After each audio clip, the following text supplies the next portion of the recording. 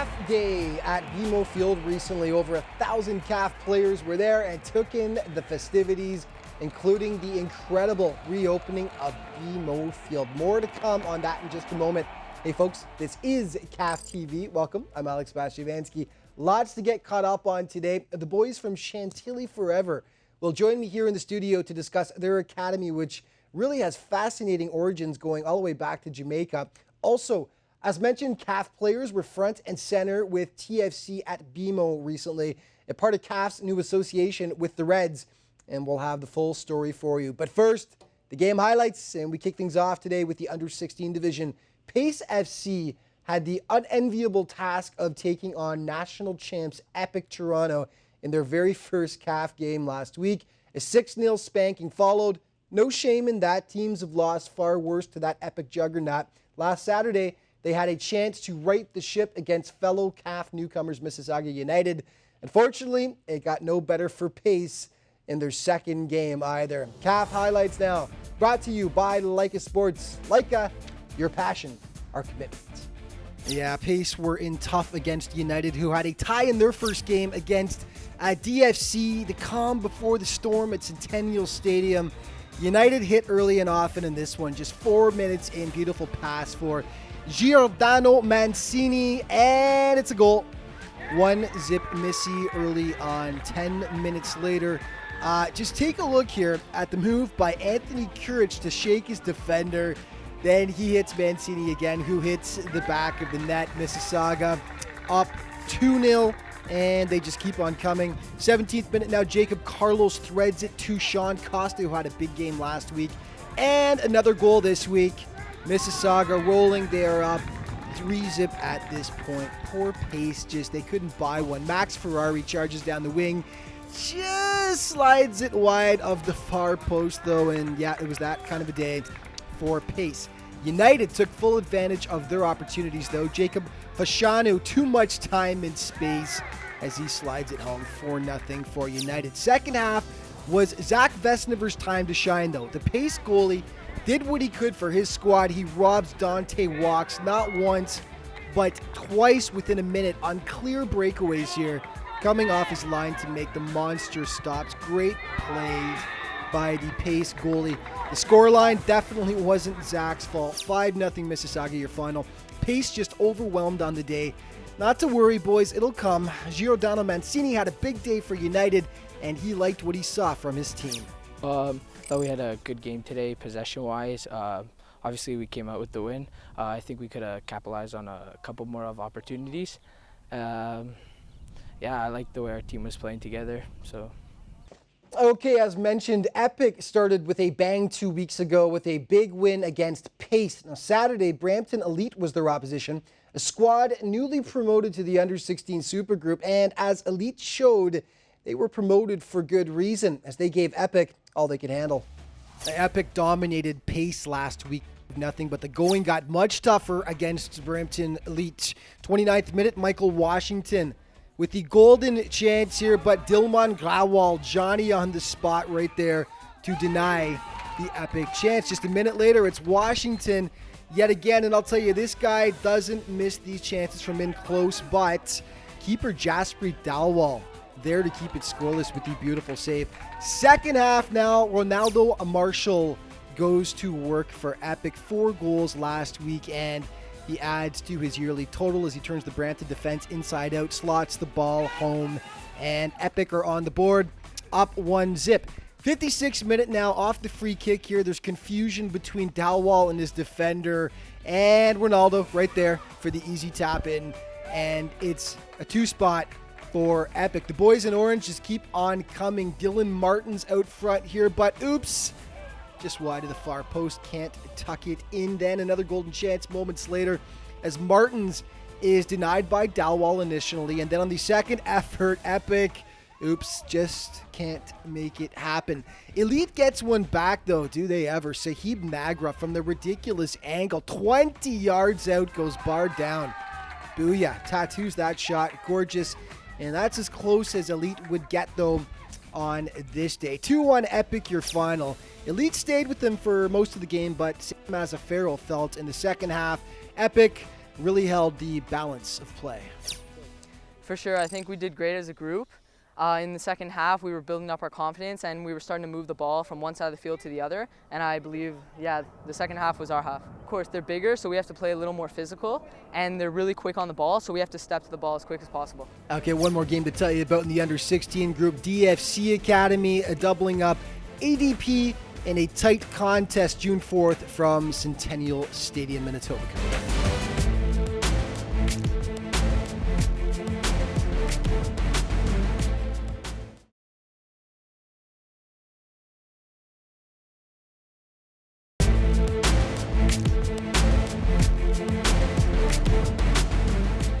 Welcome back to CAF TV. On to the men's open group now. Brampton City United taking on the Atomic Selects. City did well to hold powerful Toronto Croatia to a tie in their opener 2 weeks ago. And against Atomic, they proved once again why they're going to be a tough squad to keep down this year.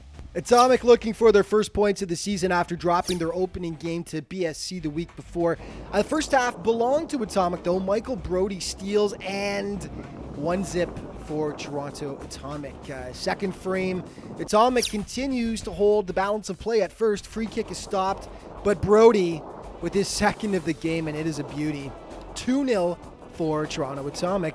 Brampton does hit back to make it 2-1, and then off the free kick, the defense doesn't clear out Alex Cowalit, and B-Town knots things up at 2 apiece. United continues to press. Keeper Andre Kulik has to bail out his boys with a big stop on Ezekiel Vidali there. And then moments later, he victimizes Vidali again and smothers the second chance for good measure right there. He was livid with his D on this one, though, as they give Brampton way too much time. And then finally, bang, in it goes, and no wonder he's upset. That proved to be the game winner for United. Brampton showing some serious heart there, coming back from the 2-0 deficit to steal the 3 points. Atomic now pointless in their first 2 games of the season. Okay, 2 teams who had draws in their first game. Toronto Croatia taking on Epic Toronto. A windy night for football from the USA, but Croatia puts on a show. Early on, Epic keeper Michael Kulic sitting way too far back in the net, and he gets burned. Croatia's Alden Kukic with the goal, 1-0 Croats. And then Kulic gets hung out to dry here as nobody watches Pedro Manalo, who makes it look way too easy. 2-0 Toronto Croatia. Epic hits back though late in the first. Justin Paulo unmarked out front, and the lead is cut in half to 2-1. Second frame though, Croatia continues to push hard. Dennis Poric with one of the goals of the week from just outside the box, hammers it home, and Croatia back up by a deuce. A penalty made it 4-1 Croatia, and then Epic pinching gets caught in their back line as Kukic slides in behind for the easy tap-in. Epic grabs a second one off the gorgeous header here late in the contest, but they would draw no closer on this day. 5-2 Croats, your final.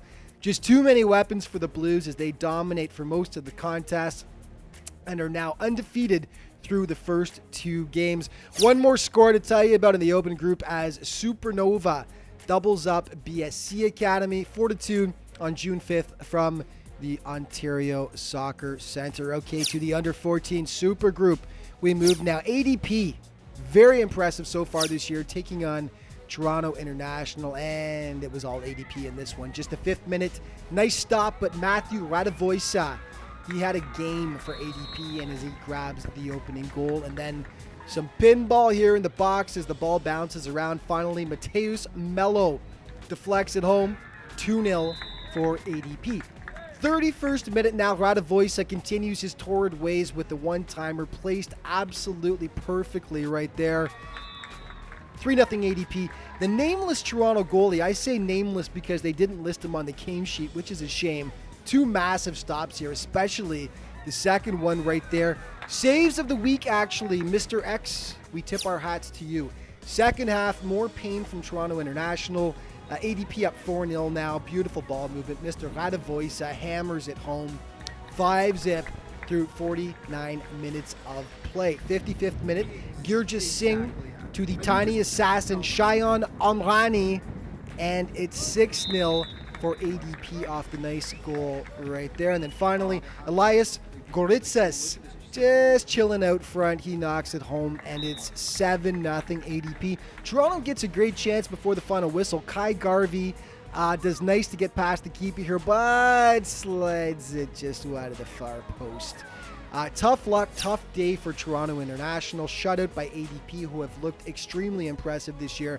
Matthew Radovoisa was man of the match for ADP on the day. We moved the ball pretty well, moved it fast, and we finished our chances. Also, we played a strong defensive game. We didn't let in any goals. So, yeah, pretty good performance. Okay, one more game to tell you about in the under-14 group on a very soggy Sunday afternoon. Epic Academy blanks London Elite in a very tight game. The league table, let's see where all the teams currently sit, starting with the under-14 group. Epic and ADP, both with 2 wins in 2 games so far. They sit atop with 6 points apiece. And London Elite sitting in third currently with a win and a thus far. The under-16 group sees Epic also on top there with 2 wins in 2 games. DFC and Mississauga United tied for second with 4 points each. And then it's Chantilly FC with 3 points off 1 win so far. And finally, the open group, Supernova, Toronto, Croatia, and Brampton City, all currently in a tie for first place with a win and a draw. The Atomic Selects, the only team thus far yet to garner a point.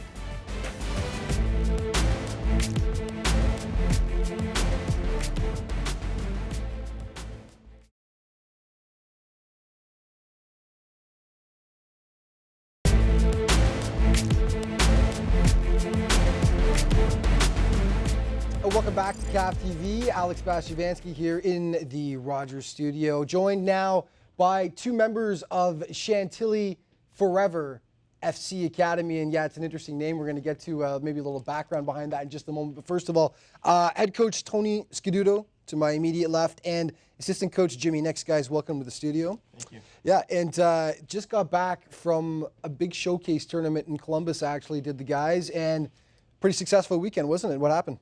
Yeah, it was really good. It was Columbus Crew MLS Showcase Tournament.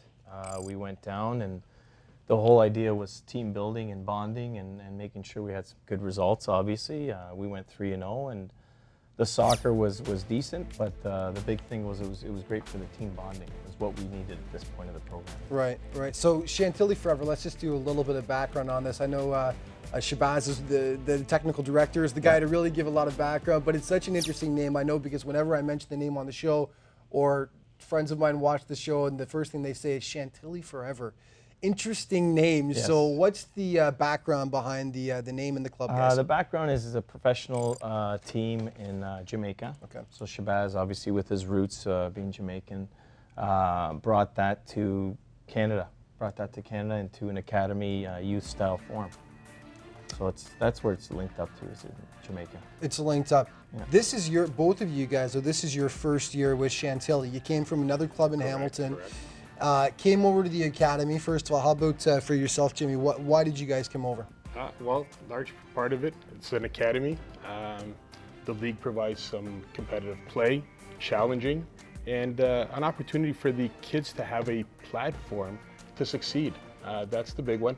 We found that in the regional programs, the quality may have been there, but it was not as often as we would like it or as consistent as we would like it. This is an opportunity for us to showcase a lot more kids at a better quality, better level of standards. Right, and you guys were mentioning to me before we actually came on the set was that what you really enjoyed so far is that every single game is competitive. You've got to bring your A game every time you get out there on the field. Yeah, and that's what the important thing, like Jim just mentioned, you're going to get good games elsewhere, but it's just across the board. Every week's going to be a good game, and that's what we really wanted, not only for our players, but for ourselves as a challenge. Yeah, what can kids expect then when they come to Chantilly? Because I know this is a program that goes all year round, isn't it? So what kind of training? You mentioned some of the great stuff you guys do even off the field in the wintertime, futsal, indoor soccer. I mean, I'm giving it all away just by saying this. But talk about some of that stuff and why it's an all year round program. Well, it's 12 months out of the year. That's the commitment, and we mimic it to most pro academies. And we start with making sure that there's proper strength and conditioning done by personal trainers. And then we do our technical turf training. We do our futsal is very important. We do that once a week, and we also are entered in a competitive game, a league game, indoor.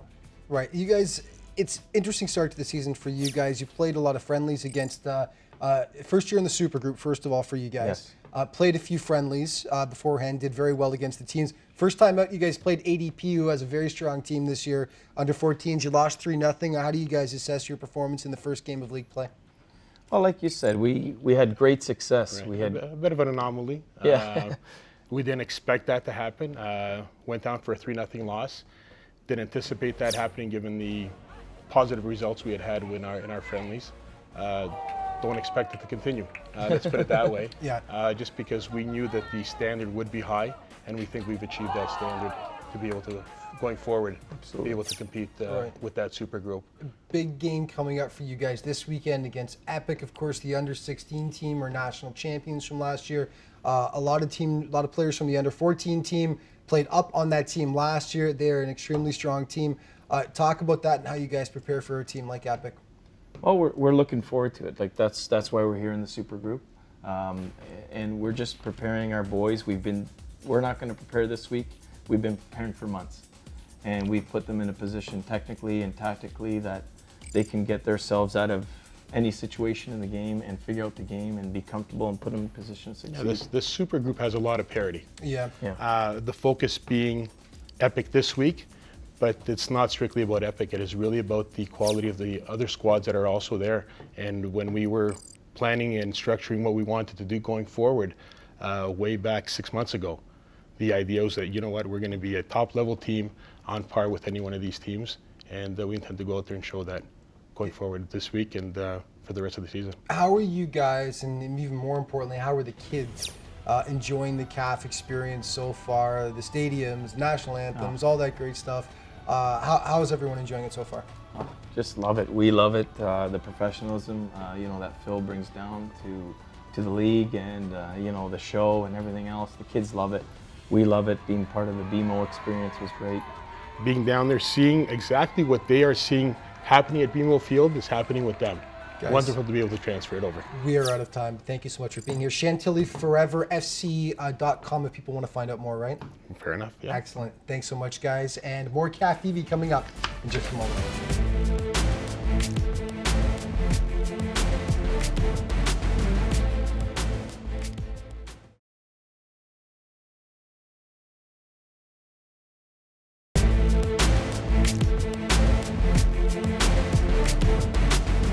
Welcome back to CAF TV. Well, for the second consecutive year, CAF players were front and center at BMO Field along with TFC. May 14th and 18th were CAF days at BMO, where the kids got to take part in game festivities with the Reds. This year, though, May 14th was just that extra bit special, as it was both the home opener and the grand reopening of the gorgeous, newly renovated BMO Field. It was an amazing night of celebration, and here's more from the opening night.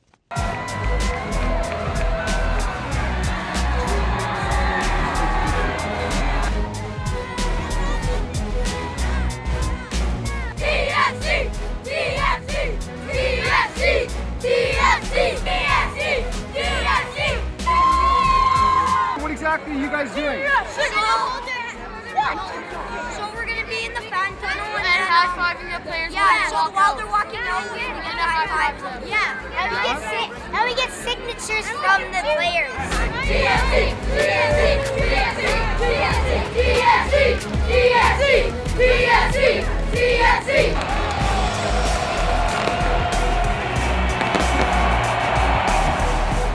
Fantastic year for us coming forward in 2016. We have over 1,000 people here for the home opener TFC. We got ball boys, we got player escorts, we have fan tunnel. The kids are very excited, and you know what? This is what it's all about. It's being around a professional environment with a beautiful stadium right here. The TFC Toronto FC is a great organization, and to support professional soccer is the way to go. So we're really excited about our players and being part of this event, and continue to look for these guys as heroes. This is actually my second time being in a TFC game, and I can't believe I'm gonna be one of the ball girls and ball boys. And it's like a personal goal for me that I actually get to see the TFC play right in front of my eyes.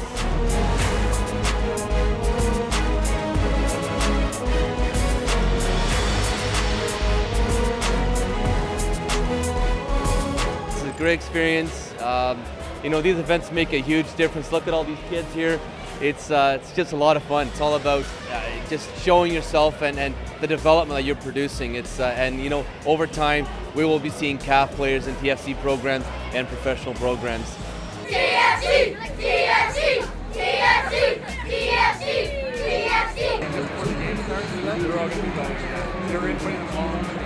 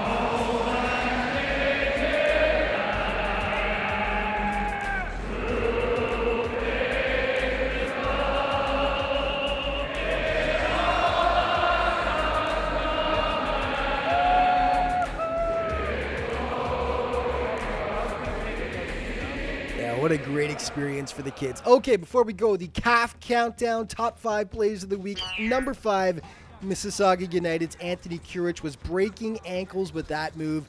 Hits Giordano Mancini with the perfect pass. Gorgeous play there. Number 4, Croatia's Denis Poric against Epic from just outside the box. Lowers the boom. There was some mustard on that shot. Number 3, Mr. X, the international man of mystery whose name we don't know. Massive stops for Toronto against ADP. Fill out those game sheets, coaches. Come on. Number 2, Sahib Nagra from 20 yards out for Brampton Elite, going bar down against Epic. What a right foot that guy has. Beautiful shot. Number 1, Ronaldo Marshall narrowly missed out on the top spot last week. This week, he nabs it, leaving 3 Brampton players in his dust and slotting it home. Beautiful goal, and that is our CAF Countdown play of the week. And that's it for this week. Just remember to keep up on all things with the league. CAFsoccer.com is the website, at CAF_football on Twitter, and of course, Canadian Academy of Football on Facebook. Thanks so much for tuning in, folks. We'll see you next week.